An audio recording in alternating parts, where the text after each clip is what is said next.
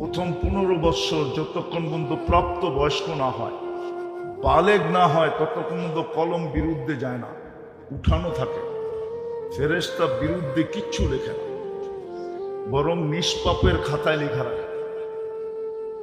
দ্বিতীয় হইল, যতক্ষণ আমরা ঘুমায় থাকি ফেরেশতা কলম উঠায় বসা থাকে, আমাদের বিরুদ্ধে কিচ্ছু লেখে না। এই 2 পর্ব হইল কনসিডার, মাপ। বাকি কতটুকু পরিশ্রম? পরিশ্রম কম ছিল, প্রস্তুতির পরিশ্রম কম, প্রস্তুতি বড় সহজ ছিল, বড় সহজ। আপনাকে একটা উদাহরণ দিলে বুঝবেন, হাদিস কুরআন থেকে। এই উম্মতের কোন ব্যক্তি যদি 80 বৎসরও বাঁচল, আর তালাশ করতে করতে করতে করতে একটা রাত্র যদি ধরে নিয়ে গেল, শুধু একটা রাত্র, আর আল্লাহ যদি জিজ্ঞাসা করলো কি নিয়ে আসছিস, বলে 1 রাত্র নিয়ে আসছি। আল্লাহ যদি জিজ্ঞাসা করে 1 রাত্র কেন, কোরআনই তো বলে 1 রাত্র 83 বৎসর। আমি ছিলাম 80 বৎসর, 80 থেকে 80 বাদ দিয়া দেন, তারপরে তো 3 বৎসরের পাওনা আমি আপনার কাছে, আপনি আমার কাছে পাবেন কোত্থেকে? কি লাইলাতুল কদর কি 83 বৎসর না? তাহলে 1 রাত্রি তো আপনার প্রস্তুতি যথেষ্ট ছিল। কিন্তু এখানে যারা বসে আছে বলেন, রমজান কিন্তু মাথার উপরে, রজব পড়ায় শেষ, 1-2 দিন হয়তো হাতে আছে, তারপরেই শাবান শুরু হয়, তারপরেই রমজান। দোয়া করি আল্লাহ আমাদের সবাইকে রমজান পাওয়ায় দেখ। কিন্তু বলেন, ওই রাতটা ধরার জন্য এই পর্যন্ত আমি রমজান মাসে, যদিও নির্দিষ্ট ছিল 5 রাত্র উল্লেখ ছিল, 21, 23, 25, 27, 29, বুখারী মুসলিম সমস্ত সিয়াসেত্তার হাদিসে এটাই বুঝায় যে 6 রাত্র, 6 রাত্রের যে কোনো রাত্রে হবেই হবে। বলেন এই মজমায় কয়জন আছে যারা অতীতে রমজান পাইছেন, এই 5টা রাত্র দৌড়াইতে ছিল এই রাত্রটাকে ধরার জন্য? এখানে কয়জন আছে? সামনে যে রমজান আসবে, ওই রমজানও কি আপনি 5 রাত্র দৌড়াইতে থাকবেন যে এই রাতটাকে ধরার জন্য? কেন, একটা রাত্র ধরতে পারলেই তো 83 বছর, প্রস্তুতি কমপ্লিট। এই উম্মতের প্রস্তুতি সহজ ছিল, আর সহজ করার জন্যই একটা দিছিলেন 1-এ 100, 1-এ 100 দিছিলেন। যদিও গ্যারান্টির সিল লাগানো আছে, গ্যারান্টি কার্ড সহ লাগানো আছে, গ্যারান্টি কার্ড দেওয়া আছে, যেটাকে দেওয়ার জন্যই আজকে রাত্রে ডাইকা নিয়ে গেছিলেন যে বন্ধু, সবগুলা তো মাধ্যমে, জিবরিল আলাইহিস সালামের মাধ্যমে দিলাম। হজ বলেন, রোজা বলেন, যাকাত বলেন, সবই জিবরিল আলাইহিস সালামের মাধ্যমে দিছেন। কিন্তু নামাজ আল্লাহ জিবরিলের মাধ্যমে দেন না, ওটা হ্যান্ড টু হ্যান্ড দিচ্ছেন, হ্যান্ড টু হ্যান্ড। বলছে বন্ধু এটা মাধ্যমে দেওয়া যাবে না, কেন এটা এক জিনিস না, 100 জিনিস। এটার উপরে গ্যারান্টি কার্ড লাগানো আছে, ইজা সালুহা সালুহা সাইরুল আমাল। এই রাত্রে আরো সে ডাইকা নিয়ে হ্যান্ড টু হ্যান্ড দিচ্ছেন, আল্লাহর কুদরতি হাত থেকে মুহাম্মদুর রাসূলুল্লাহর পবিত্র হাতে উঠায়। আবার শুধু উঠায় যদি দিতেন এখানেই শেষ না, মধ্যখানে একটা প্রশ্ন চলে আসছিল। বনি ইসরাইলকে আল্লাহ 2 ওয়াক্ত নামাজ দিয়েছিলেন, মুসা আলাইহিস সালামের উম্মতকে, ফজর আর আসর, কিন্তু পড়ে নাই। তো মুসা আলাইহিস সালাম বলছিলেন 50 ওয়াক্ত আপনার উম্মত পড়বে না। আল্লাহর রাসূল 9 বারে কনসিডার করাইছেন, 9 বার গেছে কমানোর জন্য। কয়বার? 5 কমতে কমতে 45 কমায় ফেলছেন। 9 বারে 45 কমাইছেন, রয়ে গেছে কত? 5। মুসা আলাইহিস সালাম বলছে আমি 2 ওয়াক্ত পড়াইতে পারি না, আপনি 5 ওয়াক্ত কি করে পড়াবেন? অভিজ্ঞতার আলোকে বলছিলেন, আর কথাটা তাকাইলে দেখা যায় সত্যই ছিল।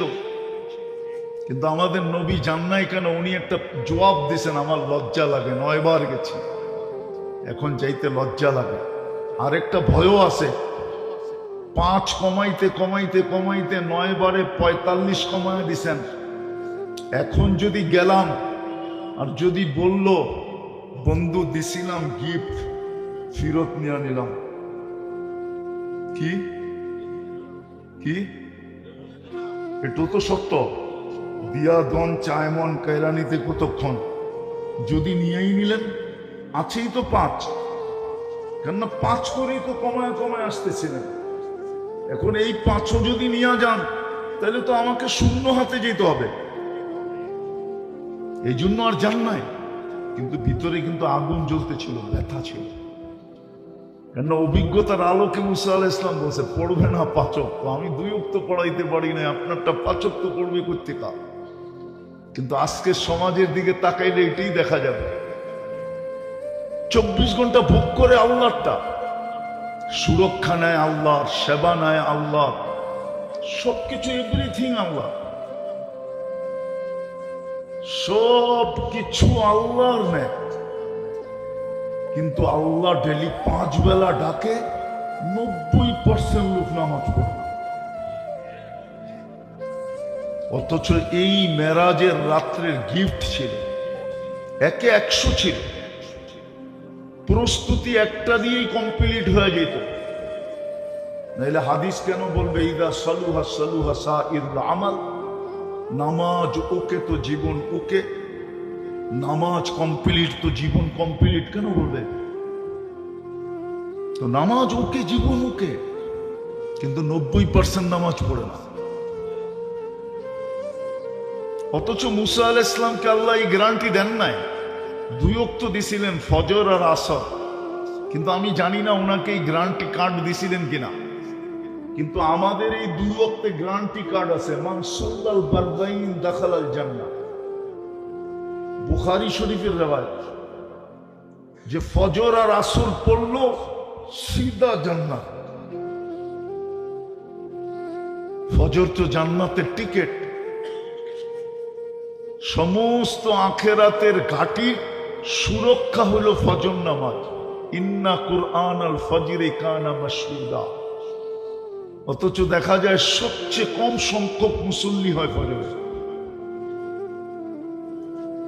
অথচ ফজর সমস্ত প্রস্তুতির হেড ছিল, সমস্ত ঘাটিতে সুরক্ষাকারী ছিল ফজর নামাজ। যা হোক, আমি কথা শেষ জায়গায় চলে আসছে।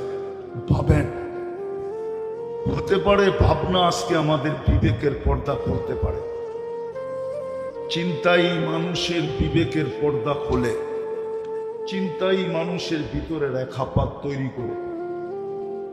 যদি ভাবতে পারলাম যে আমার প্রস্তুতি কতটুকু, হতে পারে এই ভাবনা কোনো না কোনো মুহূর্তে আমার দিলে ধাক্কা দিবে, আর হতে পারে বন্ধ দরজা খুলে যাবে।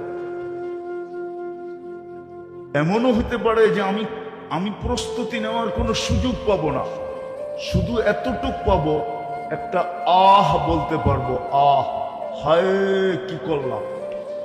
তাইলে আমি এটার একটা হাদিসে কুদসি দিয়ে শেষ করতেছি। এটার উপর একটা হাদিসে কুদসি আছে, আল্লাহর বাণী। আল্লাহ বলে, ফালাম্মা তায়াক্কানতা বিল বাওয়ার ওয়া দানানতা আন্নাকা মিন আহলিন নার মানাহতু ইলাইকা রিদওয়ানি ওয়াল্লাইতু ইলাইকা গুফরানি ওয়া কুলতু লাকা লা তাহজান গফারতু লাকা যুনুবা ওয়াল আওসার ওয়া লিআজলিকা সাম্মাইতু নাফসি আল আজিজুল গফফার।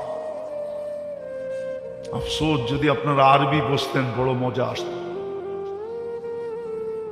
আল্লাহ বলে, তোমার এই চিন্তা, তোমার এই ভাবনা, তোমার ভিতর থেকে যদি আহ বাহির করে হায় কি করলাম এতটুকু বাহির হয়, আমি তোমাকে রেজার চাদর দিয়া ডাকতে দেরি করি না, মাগফিরাতে ডুবাইতে দেরি করি না, ছুটে আইসা তোমার পেটে হাত রাইখা এই কথা বলতে দেরি করি না, চিন্তার কোনো কারণ নাই, তোর গুনাহ খাতা মাফ করে দিলাম। তোমার জন্যই তো আমি আজিজুল গফফার, নাইলে আমার গফফার নাম রাখার কোনো দরকার ছিল না, তোমার জন্যই তো। এই জন্য আসেন ভাবি যে প্রস্তুতি কতটুকু। প্রস্তুতিহীন যদি চলে যায় তাহলে আমি প্রশ্নের জবাব মিলাবো কি করে? প্রশ্ন তো হবে, কিন্তু আমি জবাব মিলাবো কি করে? আমি হিসাব মিলাবো কি করে? ওই দিন তো ম্যানেজারকে পাওয়া যাবে না। লিকুল্লি ইমরিইন মিনহুম শা'নুন ইউগনি। প্রত্যেক ব্যক্তি নিজেকে নিয়ে এতটুকু ব্যস্ত থাকবে যে স্ত্রী স্বামীকে খুঁজে পাবে না, স্বামী স্ত্রীকে খুঁজে পাবে না, সন্তান মা বাবাকে খুঁজে পাবে না, মা বাবা সন্তানকে খুঁজে পাবে না, ভাই ভাইকে খুঁজে পাবে না, ভাই বোনকে খুঁজে পাবে না। কোরআন এটাই বুঝাইতে চেয়েছে, ইয়াউমা ইয়াফিরুল মারউ মিন আখি ওয়া উম্মিহি ওয়া আবি ওয়া সাহিবাতিহি ওয়া বানি লিকুল্লি ইমরিইন মিনহুম শা'নুন ইউগনি উজুহু ইয়াওমাইযিন মুসফিরা যাহিকাতুন মুস্তাবশিরা ওয়া উজুহু ইয়াওমাইযিন আলাইহা গাবারা তারহাকুহা কাতারা উলাইকা হুমুল কাফারাতুল ফাজারা। ওই দিন তো বন্ধু বন্ধুকে খুঁজে পাবে না। লা ইয়াসআলু হামিমুন হামিমা, লা ইউজসি ওয়ালিদুন আন ওয়ালাদিহি শাইয়া ওয়ালা মাওলুদুন আন ওয়ালিদিহি শাইয়া, মা আগনা আন্নি মালিয়া খালাকা আন্নি সুলতান। কুরআন সুস্পষ্ট, সবাই ব্যস্ত হয়ে যাবে। শানুন ইউগনি, কেউ কাউকে খুঁজে পাবে না, কিন্তু আমারটা আমাকে মিলিয়ে দিতে হবে। একটু আগেই আমি বলছিলাম অপেক্ষা চলতেছে আমার জন্য। এই জন্য হতে পারে চিন্তা আমাদের বিবেকের পর্দা করতে পারে যে আমি দিয়ে সারাদিন সেবা নেই, সারাদিন সুরক্ষা নেই, যার নিয়ামত 24 ঘন্টা আমি ভোগ করি। প্রস্তুতির জন্য আমার অস্তিত্ব, প্রস্তুতি আমার উদ্দেশ্য। আমার প্রস্তুতিটা কতটুকু নিলাম? হ্যাঁ, এটাও সত্য, এই উম্মতের জন্য সুযোগ আছে। প্রস্তুতি নিতে না পারলো, শুধু সরি বললো তাইলেও চলবে, সরি। এই জন্য আমি বলি উচিত ছিল, প্রস্তুতি যদি নাও নিতে পারি তো উচিত ছিল প্রস্তুতি যদি নাও নিতে পারি উচিত ছিল সূর্য উঠতে দেরি মাপ চাইতে দেরি করা উচিত ছিল। সূর্য ডুবতে দেরি মাপ চাইতে দেরি করা উচিত ছিল। বিছনায় যখন ঘুমাইতে যাই তখন মাপবিহীন বালিশে মাথা দেওয়া উচিত ছিল, বরং মাপ চায়া বালিশে মাথা দেওয়া উচিত ছিল। যে আল্লাহ প্রস্তুতি নিতে পারি না, ঘুমায় তো যাইতেছি, হতে পারে আর কোনোদিন উঠবো না, চির নিদ্রা হয়ে যাবে। আমি কিন্তু মাপ চায়া ঘুমাই না। কমসে কম 3টা কাজ করা উচিত ছিল। সকালে ঘুমের থেকে উঠাই উপরের দিকে তাকায় হাত উঠায় মাপ চাওয়া উচিত ছিল। আবার সূর্য ডুবলেই হাত উঠায় মাপ চাওয়া উচিত ছিল। যে সুবর্ণ সুযোগ তো ছিল, কাজে তো লাগাইতে পারি না, ডুবা তো গেল, মাপ চাই। সুবর্ণ সুযোগ ছিল রাত্রটা, কাজে তো লাগাইতে পারি না, সূর্য তো উঠে গেল, মাপ চাই। অথবা যখন বালিশে যায়, ঘুমাইতে যায় বিছনায়, তখন হাত দুটা উঠায় মাপ চাওয়া, ঘুমানো উচিত ছিল। এতটুকু যদি করতো এই উম্মত, তাইলে এই দুরবস্থার শিকার আজকে এই উম্মত হতো না।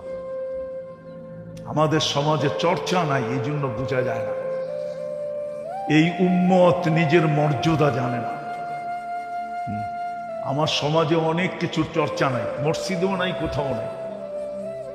এই উম্মত যে কতটুকু দামি উম্মত, আল্লাহর কাছে কতটুকু প্রিয়, কতটুকু স্নেহের, কতটুকু মায়ার, কতটুকু মমতার আমরা জানি না।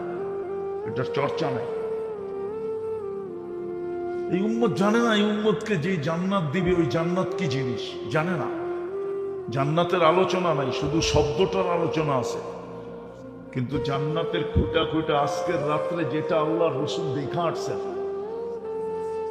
জান্নাতে যায় যেটা দেখা আসছেন, ভ্রমণ করে যেটা দেখা আসছেন, ওটা খুঁটা খুঁটা আমার সমাজে আলোচনা যদি থাকতো, তো আমার বিশ্বাস আমার যুবকরা নেটের পিছে এত পড়তো না, এত পাগল ইন্টারনেটের জন্য হতো না। কমসে কম জান্নাতের জন্য হইলেও কিছুটা পাগল হতো। ইন্টারনেটের জন্য এত পাগল হতো না। গুগলের জন্য এত পাগল হতো না। এই দুনিয়ার বস্তু দেখার জন্য এরকম পাগল হতো না। কসম, সমাজের কিছু যুবক হলেও পাওয়া যেত যারা জান্নাতের জন্য সারাদিন পাগলের মতো ছুটতেছে। ওকে যদি জিজ্ঞাসা করা হয়তো এরকম ছুটিস কেন, তো বলতো জান্নাতের জন্য ছুটতেছি। আর সত্য এটাই, জান্নাতের জন্য যে ছুটতে থাকে ওর ঘুম আসে না, এটাই সত্য। আল্লাহ রাসূল বলেছে লা ইয়ানামু তালিবুহা, যে জান্নাত চায় মনের থেকে ওর ঘুম আসে, ও ঘুমাইতে পারে না। আবার বলছে উতলুবিল জান্নাতা জাহাদাকুম, বলছে জান্নাত যার দিলে লেগে গেছে ও দুনিয়ার কোনো জিনিসের দিকে তাকায় না। কোনো জিনিসের দিকে তাকানোর ওর সময় নেই, দুনিয়ার কোনো জিনিসের দিকে তাকায় না। ওর সামনে তো সারাদিন জান্নাত বাসতে থাকে, কেননা জান্নাত চিরদিনের জন্য মিলবে। আনতাহিয়াউ ফালা তামুতু আবাদা, চিরদিন, মৌত কোনোদিন আসবে না। আনতাশিব্বু ফালা তাহরামু আবাদা, চিরদিন যুবক বৃদ্ধ কোনোদিন হবে না। আনতাসিহু ফালা তামরাদু আবাদা, চিরদিন সুস্থ অসুস্থ কোনোদিন হবে না।